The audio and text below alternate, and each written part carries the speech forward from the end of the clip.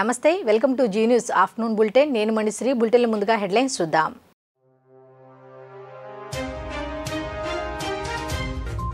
చంద్రబాబుపై తీవ్ర స్థాయిలో మండిపడ్డ సీఎం జగన్ బాబు ఆలోచనలు ఎప్పుడూ పాతాళంలోనే ఉంటాయని విమర్శ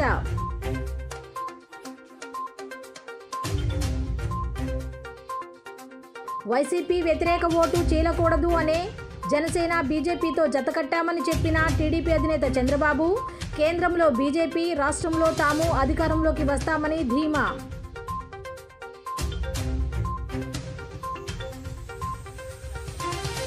గతంలో అనకాపల్లి అంటే బెల్లం గుర్తుకు వచ్చేది కానీ ఇప్పుడు కోడిగుడ్డు గుర్తుకు వస్తుందంటూ జనసేన అధినేత పవన్ కళ్యాణ్ సటైర్లు జగన్ సీఎం కాదని సారా వ్యాపారి అంటూ మండిపాటు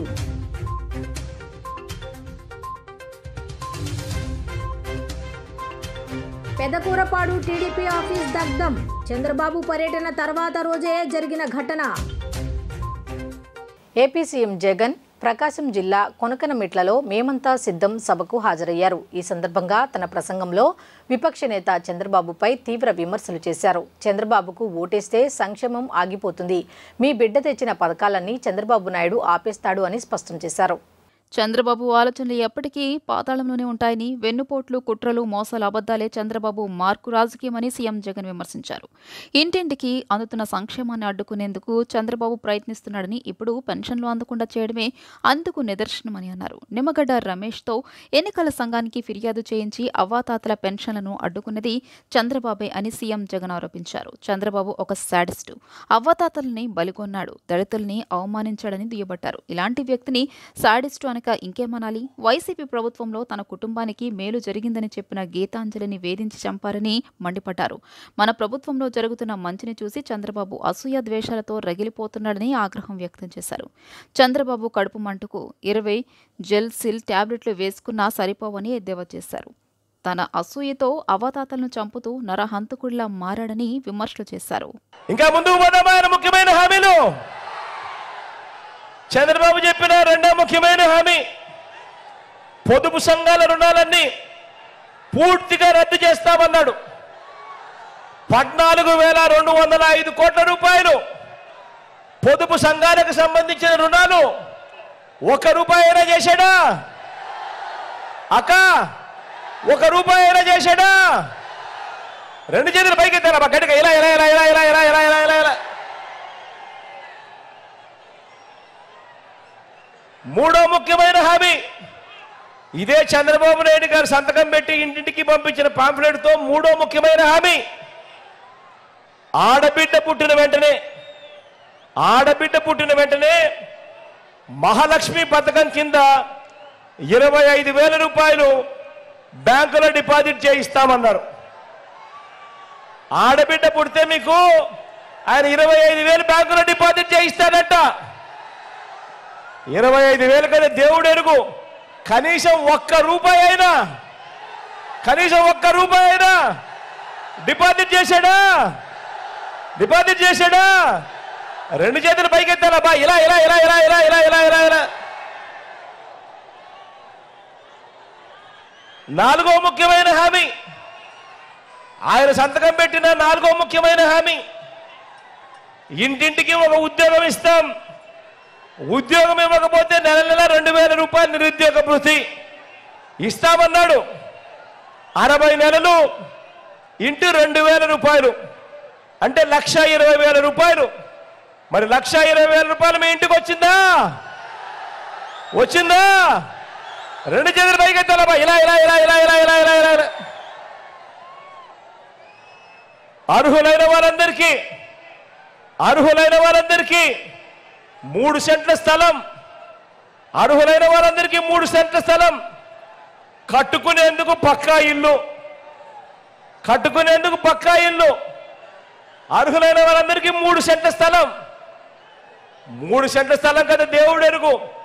1 సెంటు స్థలమైనా కనీసం ఒక్కరికైనా ఇచ్చాడా? వైసీపీ పాలనలో రాష్ట్రంలో అభివృద్ధి శూన్యం కాగా ఆ పార్టీ నాయకులు దోచుకు తినేందుకు ఉపయోగపడిందని తెలుగుదేశం పార్టీ జాతీయ అధ్యక్షులు నారా చంద్రబాబు నాయుడు ఆరోపించారు. పెడన నియోజకవర్గంలో దోచుకు తిని పెనంలూరు వచ్చిన జోగి రమేష్ జోరిగా రమేష్ అని ఎద్దేవా చేశారు. అధికారంలోకి వచ్చిన తరువాత వీళ్లను వదిలేది లేదని హెచ్చరించారు. ప్రజాగళం యాత్ర సందర్భంగా ఉయ్యూరు మార్కెట్ సెంటర్లో నిన్న నిర్వహించిన సభలో తెలుగుదేశం పార్టీ జాతీయ అధ్యక్షుడు నారా చంద్రబాబు నాయుడు మాట్లాడారు. వైసీపీ వ్యతిరేక ఓటు చేయొద్దనే బీజేపీ జనసేనతో కలిశామన్నారు. ఇదే విషయాన్ని పవన్ కళ్యాణ్ కూడా చెబుతున్నారని అన్నారు.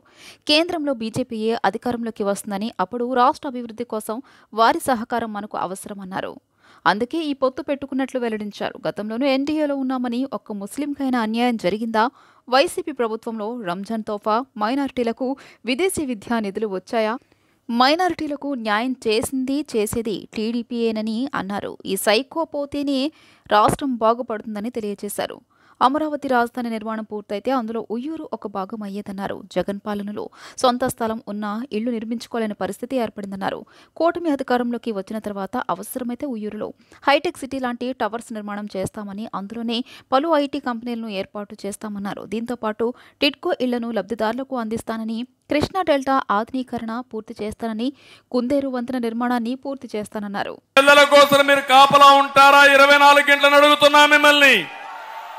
నేను అడుగుతున్నా ఈ ముఖ్యమంత్రిని, నువ్వు ఒక ముఖ్యమంత్రివి, 5 ఏళ్ళు అయిపోయింది, ఒక్కరోజు గంజాయి పైన సమీక్ష చేశావా అని అడుగుతున్నా, డ్రగ్స్ పైన సమీక్ష చేశాడా అని అడుగుతున్నా. మాట్లాడితే దాడి చేస్తావు, మమ్మల్ని అరెస్ట్ చేస్తావు, ఇష్టానుసారంగా ప్రయత్నం చేస్తావు. సమాజం పట్ల ఏమాత్రం బాధ్యత లేని వ్యక్తి ఈ ముఖ్యమంత్రి. అందుకే దీన్ని చాలా తీవ్రంగా ఖండిస్తున్నా. మా ఆడబిడ్డల కోసం 3 గ్యాస్ సిలిండర్లు ఉచితంగా ఇస్తా, ధరలు నియంత్రణ చేస్తా, మిమ్మల్ని ఆదుకుంటా. ఉచిత ప్రయాణ సౌకర్యం కూడా ఆర్టీసీ బస్సుల్లో ఇస్తానని మా ఆడబిడ్డలకు హామీ ఇస్తున్నా. ఈ 4 వరాలు మా ఫ్రంట్ ద్వారా, కూటమి ద్వారా మా ఆడబిడ్డలకు ఇస్తూ, నేను ఇంకోటి కూడా చెప్తున్నా, ఈ రాష్ట్రానికి సురక్షితమైన డ్రైవర్ నేను, ఇంకో పక్క అనుభవం ఉండే డ్రైవర్ నేను, ప్రగతి వైపు దూసుకుపోయేట్టుగా నడిపించే బస్సు నాది. అలాంటి బస్సులో ఎక్కితే మీరు కూడా హ్యాపీగా ఉంటారు, క్షేమంగా ఉంటారు, సురక్షితంగా ఉంటారు, మీరు మీ కుటుంబం ఆనందంగా ఉంటుంది. ఈ విషయం కూడా గుర్తుపెట్టుకోమని కోరుతున్నా. తమ్ముళ్ళు, ఇక్కడ మా తమ్ముళ్ళు ఉన్నారు. తమ్ముళ్ళు, నేను ఒక విషయం అడుగుతున్నా మిమ్మల్ని అందరినీ. ఏం తమ్ముళ్ళు, ఉద్యోగాలు వచ్చాయా మీకు? ఏం చెప్పాడు ఈ ముఖ్యమంత్రి? డిఎస్సి పెడతామన్నాడా లేదా? మెగా డిఎస్సి పెడతామన్నాడు, జాబ్ క్యాలెండర్ ఇస్తా అన్నాడు. వచ్చాయా మీకు? మళ్ళీ మీకు జాబు రావాలంటే అనకాపల్లి అంటే అందరికీ బెల్లం గుర్తొస్తుంది. కానీ ఇప్పుడు అనకాపల్లి కోడిగుడ్డు పేరు వింటున్నాం అని జనసేన అధ్యక్షులు పవన్ కళ్యాణ్ పేర్కొన్నారు. కోడి గుడ్డు పెట్టింది, ఇంకా పొదుగుతూనే ఉందని. వైఎస్ఆర్ కాంగ్రెస్ పార్టీ కోడి ఈ జిల్లాకు ఒక డిప్యూటీ సీఎంను, 5 పోర్ట్ఫోలియోలకు మంత్రిని, ఒక విప్ను ఇచ్చిందన్నారు. కానీ 1 కిలోమీటర్ రోడ్డు కూడా వేయలేకపోయింది అంటూ మంత్రి గుడివాడ అమర్నాథ్ను ఉద్దేశించి పవన్ విమర్శించారు. జనసేనాని పవన్ కళ్యాణ్ వారాహి యాత్ర మరోసారి రద్దయింది. నిన్న అనకాపల్లిలో ఏర్పాటు చేసిన సభ అనంతరం జ్వరం రావడంతో నేటి యలమంచిలి పర్యటనను పవన్ కళ్యాణ్ రద్దు చేసుకున్నారు. ఎండల వేడిమి కారణంగా పవన్ తరచూ జ్వరం బారిన పడుతుండటంపై అభిమానులు ఆందోళన చెందుతున్నారు. ఇటీవల ఆయన జ్వరం బారిన పట్టడంతో 2 రోజుల పాటు పర్యటనను రద్దు చేసుకుని నిన్నటి నుంచి వారాహి యాత్రను తిరిగి ప్రారంభించారు. ఈ క్రమంలో అనకాపల్లిలో ఏర్పాటు చేసిన సభలో మాట్లాడిన అనంతరం పవన్ మళ్లీ జ్వరం బారిన పడ్డారు. దీంతో నేటి పర్యటనను రద్దు చేసుకున్నారు. కాగా ఈ నెల తొలి వారంలో పవన్ తెనాలి పర్యటన కూడా రద్దయింది. ఎన్నికల ప్రచారంలో భాగంగా నిన్న రాత్రి అనకాపల్లిలో నిర్వహించిన వారాహి విజయబేరి యాత్రలో జనసేన అధినేత పవన్ కళ్యాణ్ పాల్గొని ప్రసంగించారు. జగన్ ఒక సీఎం కాదు, సారా వ్యాపారి, ఇసుక దోపిడీదారు అని ధ్వజమెత్తారు. తన ఒక్కడి ప్రయోజనాల కోసం రాజకీయాల్లోకి రాలేదని, మంత్రి పదవి కోరుకుంటే ఎప్పుడో వచ్చేదన్నారు. కానీ తనకు పదవులు ముఖ్యం కాదు, రాష్ట్ర భవిష్యత్తు ముఖ్యమన్నారు.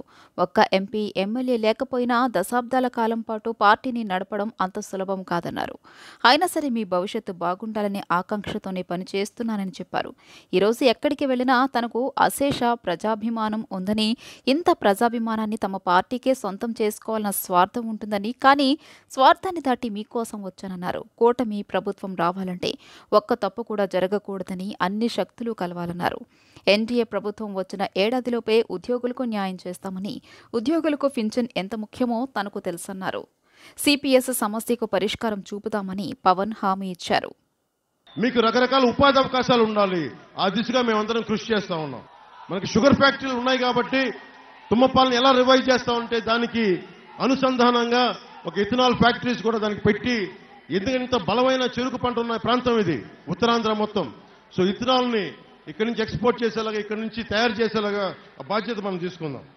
వైసీపీ ప్రభుత్వం ప్రతి కులానికి 56 సంక్షేమ భవనాలను పెట్టింది. తెలుగుదేశం ప్రభుత్వం కాపుల కోసం ఒక సామాజిక భవనాన్ని స్థలం కేటాయించింది, నిధులు మంజూరు చేసింది. ఒక కులానికి సంబంధించి తెలుగుదేశం ప్రభుత్వం వారి సామాజిక భవనానికి స్థలం కేటాయిస్తే వైసీపీ వచ్చి ఏం చేసిందంటే వాళ్ళ కార్యాలయం నిర్మించుకుంది. పీలా గోవింద్ గారు సారథ్యంలో సత్యనారాయణపురం, కొండకొప్పాక, సిరిసపల్లిలో దాదాపు 3416 కిట్కోలు నిర్మించారు. వాటిని 1200 ఇళ్లని వైసీపీ రాజకీయ ప్రయోజనాల కోసం విశాఖ వారికి కేటాయించారు. ఏ ఊర్లో ఉండే వాళ్ళకి వారికే కేటాయించాలి కదా. మిగతా ఇళ్లన్నింటినీ వైకాపా నేతలు వారి సొంత లాభానికి వాడుకున్నారు. తెలుగుదేశం ప్రభుత్వంలో కేటాయించిన ఇళ్లన్నీ తిరిగి కూటమి ప్రభుత్వం రాగానే వారికే కేటాయిస్తాం. అర్హతగా ఉన్న వాళ్ళకి కూడా మిగిలిన ఇళ్లు కేటాయిస్తాం. అలాగే ఎన్టీఆర్ ఆసుపత్రికి ముఖ్యంగా బడ్జెట్ని 30 లక్షలు తగ్గించారు. స్పెషలిస్టులు లేరు, సిబ్బంది కొడుతుంది. అన్ని జిల్లాల నుంచి వచ్చే ఈ రోగులకి ఎక్కువ సౌకర్యాలను డెవలప్ చేసేలాగా మన ప్రభుత్వం తీసుకుంటుంది. అలాగే రాష్ట్ర జాతరగా మన నూకాలమ్మ ఉత్సవాన్ని జరుపుకుందాం. అలాగే 2 పూట్ల పట్టణ ప్రజలకి రోజుకి 2 గంటలు మించి ఈ రోజున మంచినీరు ఇవ్వడం లేదు. అది కూడా కొన్నిసార్లు నా దృష్టికి వచ్చింది, బురద మురుగు అని చెప్పి దానికి పైగా 1200 రూపాయలు పన్ను వసూలు చేస్తా ఉన్నారు. ఈ అగనంపూడి పట్టణం ప్రజలకి అగనంపూడి నుంచి పైపుల ద్వారా మన అనకాపల్లి పట్టణ ప్రజలకి నీరు అందివ్వడానికి 32 కోట్ల రూపాయలతో పైప్ పనులు చేపట్టారు. కానీ వైసీపీ ప్రభుత్వం పూర్తి చేయలేదు.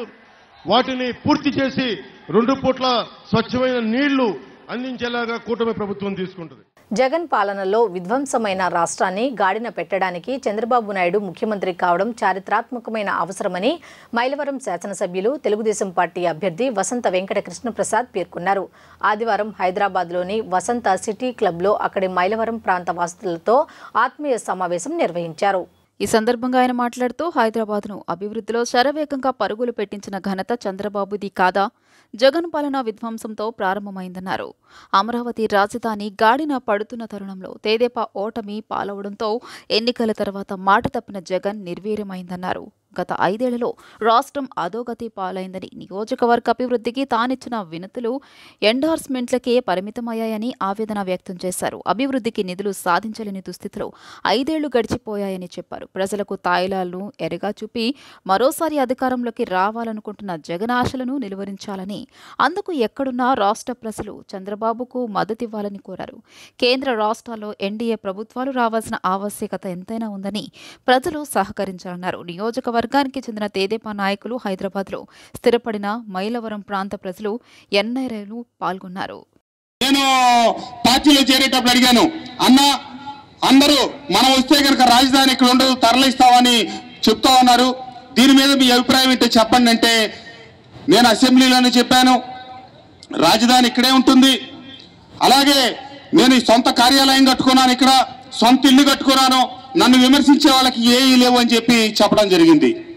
కానీ వాస్తవాలు ఏం జరిగింది? రాజశేఖర రెడ్డి గారి కుటుంబానికి, రాజశేఖర రెడ్డి గారికి ఉన్న పేరేంటి? గతంలో మాట తప్పరు, మడమ తిప్పరు. మరి జగన్మోహన్ రెడ్డి గారు ఏం చేశారు? మాట తప్పారు, మడమ తిప్పారు. గత పాలకులు, గత పెద్దలు చూపించిన మార్గాన్ని వదిలిపెట్టి విధ్వంసమే ఆయన లక్ష్యంగా 3 రాజధానులనే నాటకానికి తెరదీసి ఈ ఒక్క విషయంలోనే కాదు, రాష్ట్రం విడిపోయిన తర్వాత అవసరాలు రాష్ట్రానికి సాగునీటి రంగంలో పెరిగిన తర్వాత, శ్రీశైలం నిర్మించాక, సాగర్ నిర్మించిన తర్వాత, ఆయకట్లో రైతాంగానికి భూములు ఎక్కడికక్కడ విస్తీర్ణం పెంచుకుంటూ పోతూ ఒకనాడు సాగులో లేని భూములు కూడా సాగులోకి వచ్చి, సాగర చివరి భూములైనటువంటి నందిగామ, జగ్గయ్యపేట, నూజివీడు, తిరువూరు తదితర నియోజకవర్గాలకి సాగునీరు అందని పరిస్థితుల్లో చంద్రబాబు నాయుడు గారు విభజింపబడిన ఆంధ్రప్రదేశ్ లో ఇక ఆంధ్రాకి ప్రాంతానికి చివరి భూములకి నీళ్లు రావడం కష్టం అని చెప్పి చింతలపూడి ఎత్తిపోతల పథకాన్ని ప్రారంభిస్తే 2019 ఎన్నికలు మొదలయ్యే నాటికి 4,900 కోట్ల రూపాయల ప్రాజెక్టులో 4,100 కోట్ల రూపాయలు 2.5 సంవత్సరాల్లో ఖర్చు చేసి 85% పైగా ప్రాజెక్టు పూర్తి చేస్తే కేవలం 10-15% పూర్తవ్వాలి, 900 కోట్ల రూపాయలు మాత్రమే ఖర్చు చేయాల్సి ఉండాల్సిన ప్రాజెక్టుని ఈ రోజుకి 1% కూడా ముందుకు నడిపించకుండా ఎక్కడ వేసిన గొంగ ఎక్కడే అని చెప్పి ఆపేసిన దురదృష్టకరమైన పరిస్థితి ఈ రోజు ఆంధ్ర రాష్ట్రంలో. తెలుగుదేశం పార్టీ జనసేన బలపరిచిన విజయవాడ పశ్చిమ నియోజకవర్గ బీజేపీ అభ్యర్థి సుజనా చౌదరి సెక్యులర్ లీడర్ అని నాయకులు పేర్కొన్నారు. ఆదివారం సాయంత్రం తెలుగుదేశం పార్టీ ముస్లిం మైనారిటీ విభాగం రాష్ట్ర ప్రధాన కార్యదర్శి ఎండి ఫతాహుల్లా ఆధ్వర్యంలో తెలుగుదేశం పార్టీ జనసేన బీజేపీ నాయకులతో ఇఫ్తార్ విందు నిర్వహించారు. ఈ కార్యక్రమానికి కూటమి ఎంపీ అభ్యర్థి కేసినేని చిన్ని, విజయవాడ పశ్చిమ ఎమ్మెల్యే అభ్యర్థి సుజనా చౌదరి హాజరయ్యారు. ఈ సందర్భంగా నాయకులు మాట్లాడుతూ సుజనా చౌదరిని కావాలనే ప్రతిపక్ష నేతలు విమర్శిస్తున్నారని, ముందుగా వారి గత చరిత్రలు చూసుకోవాలని హితవు పలికారు. ఈ సందర్భంగా ప్రత్యేక ప్రార్థనలు చేశారు. అనంతరం ఇఫ్తార్ విందులో భాగంగా అందరికీ భోజనాలు వడ్డన చేశారు. వేల మంది ముస్లిం సోదరులు హాజరైన ఈ కార్యక్రమంలో మాజీ ఎమ్మెల్సీ బుద్దా వెంకన్న, తెలుగుదేశం పార్టీ రాష్ట్ర అధికార ప్రతినిధి నాగుల్ మీరా, మైనార్టీ నాయకుడు ఎంఎస్ బేగ్ తదితరులు పాల్గొన్నారు.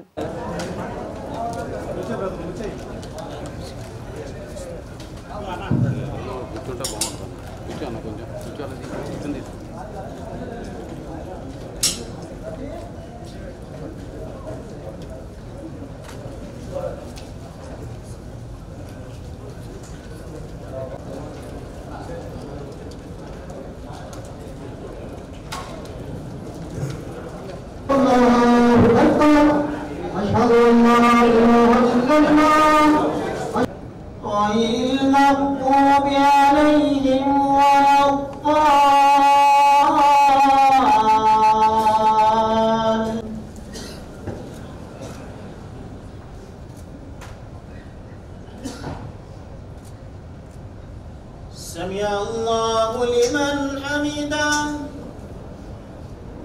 الله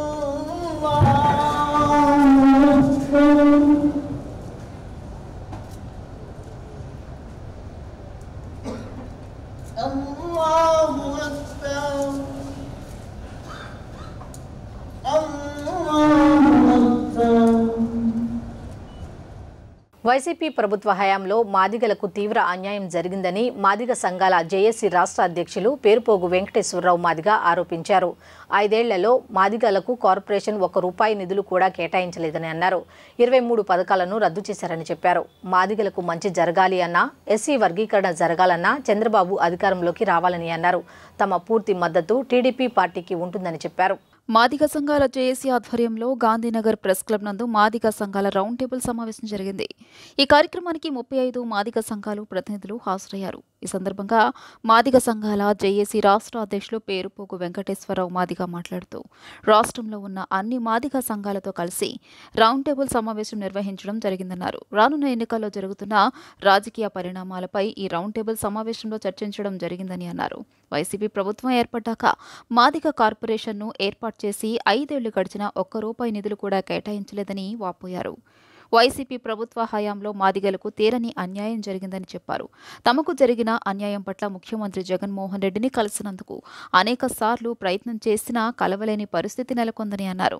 ఇడుపులపై సాక్షిగా ఎస్సీ వర్గీకరణ చేస్తామని హామీ ఇచ్చి విస్మరించారని మండిపడ్డారు. రానున్న కాలంలో మాదిగలకు మంచి జరగాలన్నా, ఎస్సీ వర్గీకరణ జరగాలన్నా టీడీపీ పార్టీ అధికారంలోకి రావాల్సిన అవసరం ఉందని చెప్పారు. చంద్రబాబు గత రోజు జరిగిన బహిరంగ సభలో ఎస్సీ వర్గీకరణపై స్పష్టమైన హామీని ఇచ్చారని, టీడీపీ విజయానికి తాము పూర్తి స్థాయిలో పనిచేస్తామని స్పష్టం చేశారు. ఈ 2024 ఎన్నికల్లో, సార్వత్రిక ఎన్నికల్లో జరుగుతున్న రాజకీయ సమస్యలపై, పరిణామాలపై చర్చించుకొని ఒక నిర్ణయానికి రావటం అనేది జరిగింది. ఆంధ్రప్రదేశ్లో వైసీపీ ప్రభుత్వం అధికారంలోకి వచ్చిన తర్వాత మాదిగలకు మాదిగ కార్పొరేషను ఏర్పాటు చేశారు. మాదిగ కార్పొరేషన్ ఏర్పాటు చేసి 5 సంవత్సరాలు గడుస్తున్నా ఒక్క రూపాయి కూడా నిధులు ఇవ్వకుండా వైఎస్ జగన్మోహన్ రెడ్డి ఇతర పథకాల పేరులతో లిడిక్యాప్ సంస్థ నిధులు కానీ, మాదిగ కార్పొరేషన్ నిధులు కానీ, ఎస్సీ ఎస్టీ సప్లాన్ నిధులు కానీ ఇవన్నీ కూడా దారి మళ్లించి మాదిగ ఉపకులాలకి తీరని అన్యాయం చేయటం అనేది జరిగింది. అంటే ఒక పక్క మేము జగన్మోహన్ రెడ్డిని కలవాలని ప్రజా సంఘాలుగా ప్రయత్నం చేసినా ఆయన ఎప్పుడు కూడా మాకు అవకాశం ఇవ్వలేదు.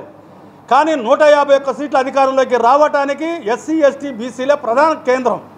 కాబట్టి ఎస్సీ ఎస్టీల ఓట్లను వాడుకున్న జగన్మోహన్ రెడ్డి మాదిగలను విస్మరించడం ఏదైతే ఉందో, తీవ్రంగా మాదిగలు ఈ రాష్ట్రంలో 50 లక్షల మంది మాదిగలు అసంతృప్తితో ఉన్నారు.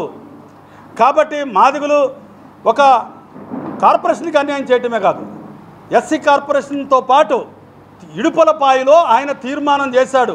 మా నాన్నగారు ఇచ్చిన మాటకి కట్టుబడి వర్గీకరణ చేస్తానని ఎన్నికల మేనిఫెస్టోలో చేర్చి అధికారంలోకి వచ్చి 5 ఏళ్ళు గడిచిన వర్గీకరణ ఊసే ఎత్తకుండా నిన్నటి సుప్రీంకోర్టు ఆర్గ్యుమెంట్ జరుగుతూ ఉంటుంటే వర్గీకరణ పైన అనేక రాష్ట్రాల నుంచి అడ్వకేట్ జనరల్ నియమిస్తే జగన్మోహన్ రెడ్డి ప్రభుత్వం మాదిగల తరపున ఒక్క ప్లీడర్ను కూడా పెట్టకుండా మాదిగల వ్యతిరేకంగా మారటం అనేది ఏదైతే ఉందో జగన్మోహన్ రెడ్డి హయాంలో మాదిగలకు మేలు జరగదని మేము గ్రహించాం. జరిగే 35 మాదిగ కుల సంఘాల ప్రతినిధుల సమావేశానికి అధ్యక్షుడిగా పేరుపోగు వెంకటేశ్వరరావు గారు, మేము అందరం కలిసి ఈ సమావేశంలో తెలుగుదేశం పార్టీకి సంపూర్ణంగా మా సంఘాల తరఫున మద్దతు ఇస్తున్న ఏకగ్రీవ తీర్మానాన్ని పత్రికా పరంగా, మీడియా పరంగా ఈరోజు మేము చెప్తున్నాం. మిత్రులారా, మా ఉద్యమాలకి సంపూర్ణమైనటువంటి సహకారం ఇచ్చినటువంటి పాత్రికేయ మిత్రులు వాస్తవాలను గుర్తించాలి. ఈరోజు మా బాధని గుర్తించే వ్యక్తులతోటి, శక్తులతోటి మేము ప్రయాణం చేయాలనే ఆలోచనలో ఉన్నాం. ఎస్సీ వర్గీకరణ ఇదే వైఎస్ రాజశేఖర రెడ్డి ప్రభుత్వం నిర్లక్ష్యం చేయడం వల్ల 2004లో మేము జీవోలు కోల్పోయాం సుప్రీంకోర్టు ద్వారా. అంతవరకు 4 సంవత్సరాలు చిత్తశుద్ధితో ఈ జీవోలను ఇంప్లిమెంట్ చేసింది చంద్రబాబు నాయుడు గవర్నమెంట్. జనసేన పార్టీకి ఆ పార్టీ నేత పోతిన మహేష్ రాజీనామా చేశారు. ఈ మేరకు ఆ పార్టీ అధినేత పవన్ కు లేఖ రాశారు. జనసేన పార్టీలో తనకున్న పదవి బాధ్యతలు, క్రియాశీలక సభ్యత్వానికి రాజీనామా చేస్తున్నట్లు ప్రకటించారు. ఇప్పటి వరకు తనకు సహకరించిన జనసేన పార్టీ నాయకులకు, వీర మహిళలకు, జన సైనికులకు ఆయన ధన్యవాదాలు తెలిపారు. పోతిన మహేష్ విజయవాడ వెస్ట్ సీటు ఆశించగా ఆ టికెట్ సుజనా చౌదరికి దక్కిన విషయం తెలిసిందే. మాకు మా నాయకుడు అంటే ప్రాణం, పంచప్రాణం. సో ఆయన కోసం ఏమైనా చేస్తాం, ఎంత దూరమైనా పోతాం. సో మేము ఆయన కోసమే బతుకుతాం, ఆయన కోసమే సత్తాం, ఆయన కోసమే చంపుతాం అనే తీర్మానం. పెదకూరపాడు నియోజకవర్గం క్రోసూరులో తెలుగుదేశం పార్టీ కార్యాలయం మంటల్లో దగ్ధమైన ఘటన ఆదివారం అర్ధరాత్రి జరిగింది. నిన్న అర్ధరాత్రి గుర్తు తెలియని వ్యక్తులు టీడీపీ కార్యాలయానికి నిప్పు పెట్టినట్లు సమాచారం. 10 రోజుల కిందట కూటమి అభ్యర్థి భాష్యం ప్రవీణ్ 4 రోడ్ల కూడలిలోని మన్యం భూషయ్య కాంప్లెక్స్లో పార్టీ కార్యాలయాన్ని ప్రారంభించారు. సభలు, సమావేశాలు నిర్వహించుకోవడానికి వీలుగా తాటాకులతో చలువు పందిరి ఏర్పాటు చేశారు. అర్ధరాత్రి గుర్తు తెలియని దుండగులు పందిరికి నిప్పండించడంతో కార్యాలయం అంతా మంటల్లో బూడిదైంది. ఈ విషయం తెలిసిన వెంటనే టీడీపీ, జనసేన నాయకులు అక్కడికి చేరుకుని మంటలను అదుపు చేసే ప్రయత్నం చేశారు. చంద్రబాబు నాయుడు ప్రజాగాళం జరిగిన మరుసటి రోజే ఈ ఘటన జరిగింది.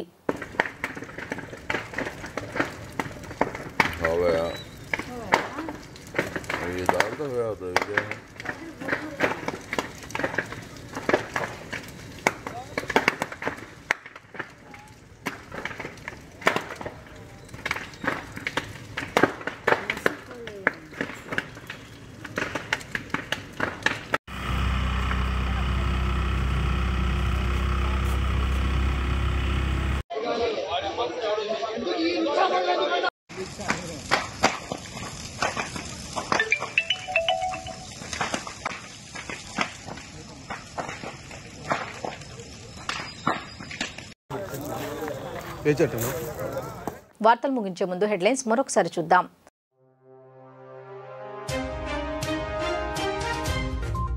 చంద్రబాబుపై తీవ్ర స్థాయిలో మండిపడ్డ సీఎం జగన్, బాబు ఆలోచనలు ఎప్పుడూ పాతాళంలోనే ఉంటాయని విమర్శ.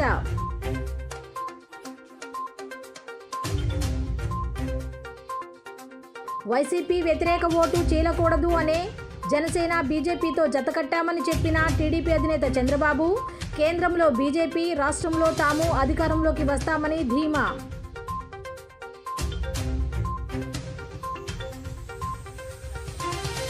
గతంలో అనకాపల్లి అంటే బెల్లం గుర్తుకు వచ్చేది, కానీ ఇప్పుడు కోడిగుడ్డు గుర్తుకు వస్తుందంటూ జనసేన అధినేత పవన్ కళ్యాణ్ సటైర్లు. జగన్ సీఎం కాదని సారా వ్యాపారి అంటూ మండిపాటు.